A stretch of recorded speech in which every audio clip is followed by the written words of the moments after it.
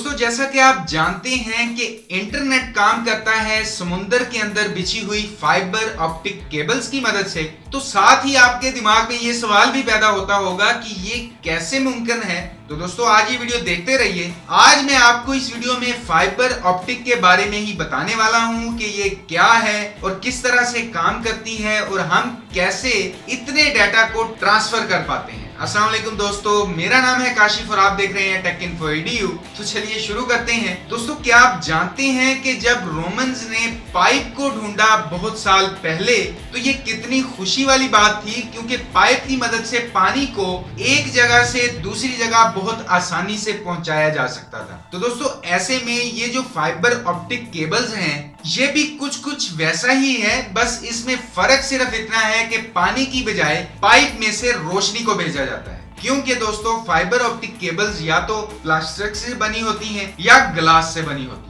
और ये बहुत बारीक होती है, इंसानी बाल से भी 10 गुना ज्यादा बारीक। और इतनी बारीक बारीक केबल्स को इकट्ठा करके उनके ऊपर प्लास्टिक कोटिंग कर दी जाती है। तो ऐसे में वो जो बहुत बारीक केबल्स हैं वो आपको एक केबल में 15 से 20 मिल जाती हैं, जिसे आप पतला सा धागा या स्ट्रैंड्स कह सकते हैं। तो दोस्तों तार के अंदर जो एक स्ट्रैंड्स है या बहुत बारीक केबल है, उसकी हैंडलिंग कैपेसिटी की बात करें तो वो एक केबल कैपेबल है एक ही वक्त में 20 से 25 हजार फोन कॉल्स को हैंडल करने के लिए। अब दोस्तों सोचने वाली बात यह है कि एक केबल के अंदर जो 15-20 स्ट्रैंड्स हैं, फिर तो मिलियन ऑफ कॉल्स को बहुत आसानी से हैंडल किया जा सकता है। अब ऐसे में यहाँ इस्तेमाल होती है लाइट। जैसे कि मैंने अपनी एक वीडियो में आपको बताया था कि रोशनी की रफ्तार है 3 लाख किलोमीटर पर सेकंड। तो फाइबर ऑप्टिक केबल बनी होती है एक बहुत अच्छे ग्लास से या प्लास्टिक से।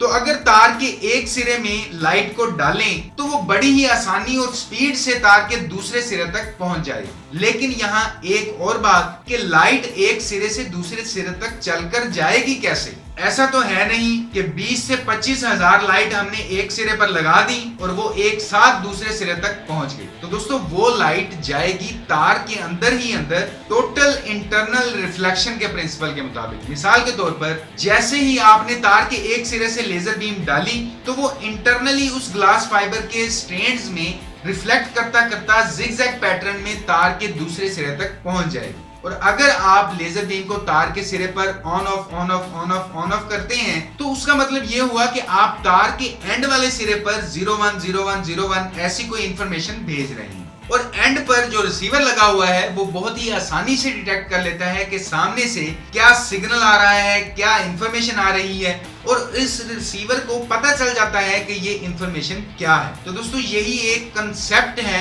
टोटल इंटरनल रिफ्लेक्शन का कि एक मखसूस जाविये में किसी भी लाइट बीम को छोड़ते हैं फाइबर में तो वो फाइबर से बाहर स्केप नहीं करती, वो इंटरनली रिफ्लेक्ट करता करता तार के दूसरे सिरे तक पहुंच जाता है। ऐसे में हम मेन फाइबर को कहते हैं कोर, और कोर के ऊपर एक मटेरियल की कोटिंग की जाती है जिसको ये कहते हैं क्लैडिंग। और क्लैडिंग का जो रिफ्लेक्टिव इंडेक्स होता है वो कोर से कम होता है और वो तार के ऊपर एक कोर का काम करता है कि केबल में लाइट का सिग्नल बाहर ना निकल पाए और वो फाइबर केबल के अंदर इंटरनली ट्रैवल करता करता तार के दूसरे सिरे तक पहुंच जाए। तो दोस्तों सारी फाइबर ऑप्टिक केबल्स एक जैसी नहीं होती हैं, ये मुख्तलिफ किस्म की होती हैं, सिंगल मोड, मल्टी मोड। तो यहाँ सिंगल मोड केबल की बात करें तो यहाँ वो केबल्स हैं जहां नॉर्मल जो है आपने एक सिग्नल को डाला और वो सिग्नल नॉर्मल मोड में दूसरे सिरे तक पहुंच गया। और ऐसी केबल काफी थिन होती हैं और काफी लंबी भी होती हैं। लेकिन अगर मल्टी मोड केबल की बात करें तो ऐसी केबल काफी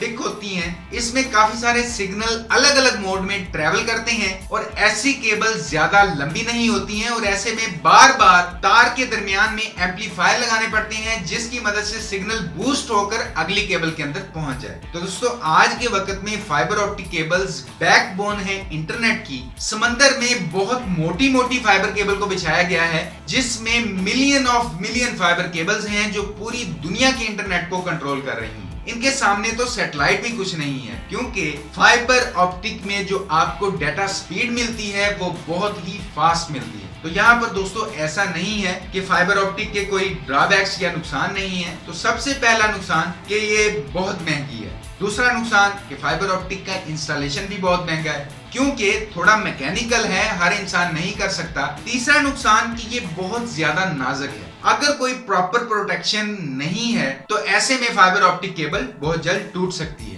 लेकिन अगर इसके फायदों की बात करें तो बहुत ही कमाल है। पहला फायदा तो ये कि इसमें जो डाटा स्पीड मिलती है आपको वो बहुत ही जबरदस्त मिलती है, आप इस स्पीड का कंपैरिजन कर ही नहीं सकते। चाहे आप बात कर लें कोएक्सियल केबल की, ट्विस्टेड पेयर केबल्स की, जो नॉर्मल कॉपर की बनी होती हैं, ये तो फाइबर ऑप्टिक केबल के सामने कुछ भी नहीं है, क्योंकि फाइबर ऑप्टिक में आपको बहुत कमाल की स्पीड मिलती है। और दूसरी बात कि इसमें कोई भी इंटरफेस नहीं होता एक्सटर्नली, चाहे इस तार के बाहर कोई मैग्नेटिक फील्ड हो या किसी किस्म की डिवाइस लगी हो, इसको कोई फर्क नहीं पड़ता, क्योंकि ये रोशनी है और केबल के अंदर ट्रैवल करती है। तो ऐसे में एक्सटर्नल पैरामीटर का उस डाटा या उस केबल पर कोई फर्क नहीं पड़ता। और इसमें क्योंकि रोशनी है तो आप बहुत लंबे फासले तक इसको बड़ी ही आसानी के साथ पहुंचा सकते हैं। तो दोस्तों उम्मीद है कि आप फाइबर ऑप्टिक केबल के बारे में अच्छे से जान गए होंगे कि ये क्या है, कैसे काम करती है और इसके फायदे और नुकसान क्या क्या हैं। वीडियो देखने के लिए आपका बहुत बहुत शुक्रिया। और अगर आपका कोई भी सवाल हो या राय हो तो वीडियो के नीचे कमेंट जरूर कीजिएगा।